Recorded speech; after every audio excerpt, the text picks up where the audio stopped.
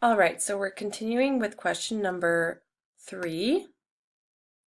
We just figured out how many dots there are in the 100th term, or the 100th triangle that we were looking at. So now we are being asked to use this idea to write a closed formula for the nth term of the sequence. So basically any term.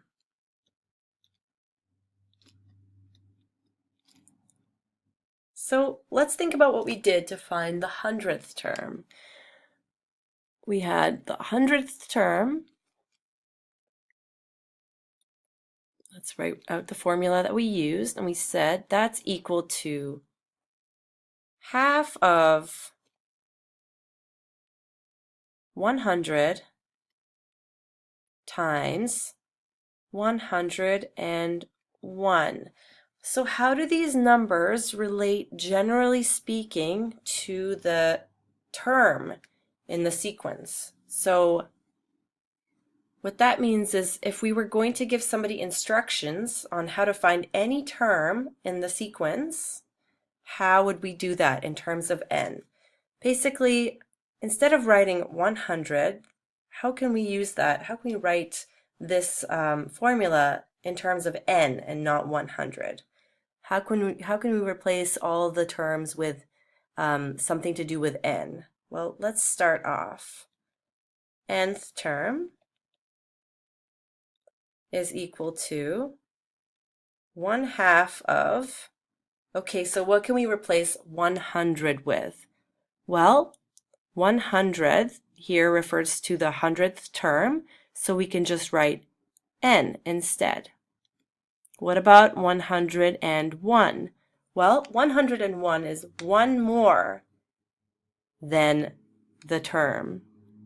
So it was n plus 1. It was the 100th term. We added 1 to that 100 to make it 101. So now it was the nth term, so we're going to add 1 to n to make it n plus 1. And there's our formula. Now we should be able to plug in any numbers instead of n to find out the term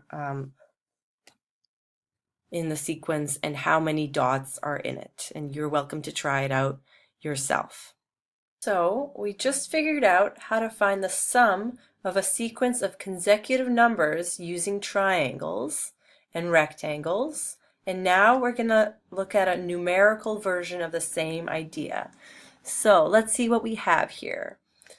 We basically just figured out, for example, using the 100th triangle example, that the 100th term, I'm just copying over what it says up here in the little assignment, that for the 100th term, we were looking to find out the sum of 1 plus 2 plus 3 plus all the numbers up to 100. And so we figured out how to do that using the two triangles with one of them flipped and making them into a rectangle.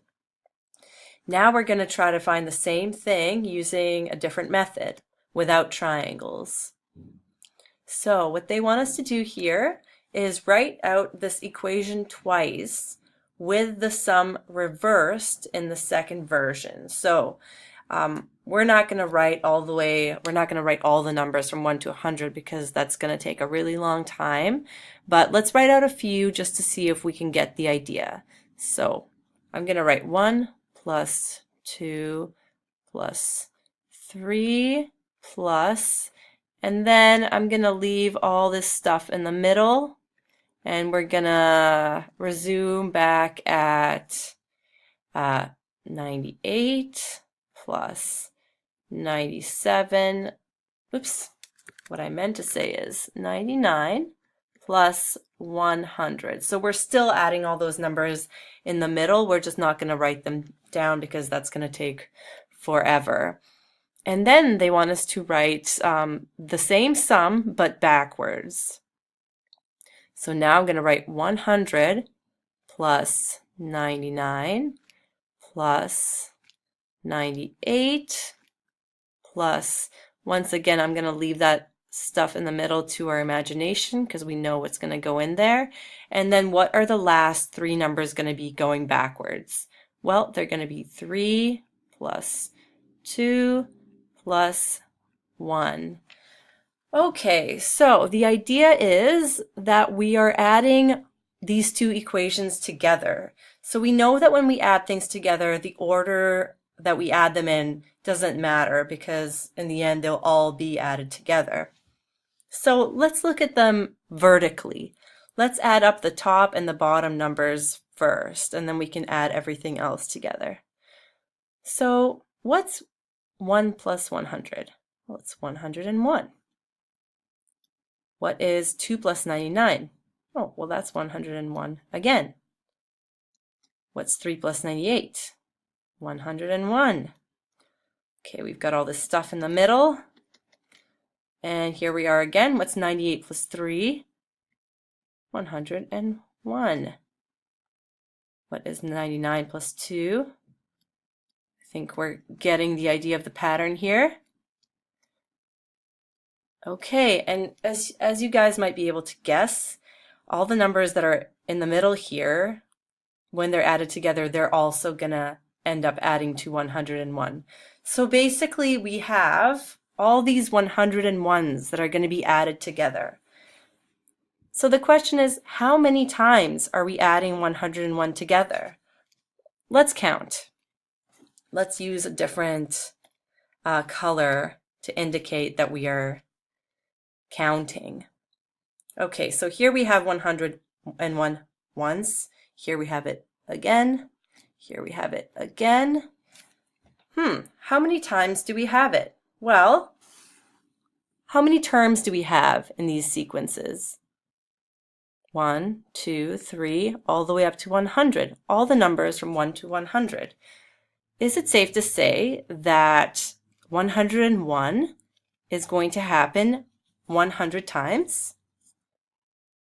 Which would mean that this would be the 98th time it happens, this is the 99th time it happens, and this is the 100th time it happens.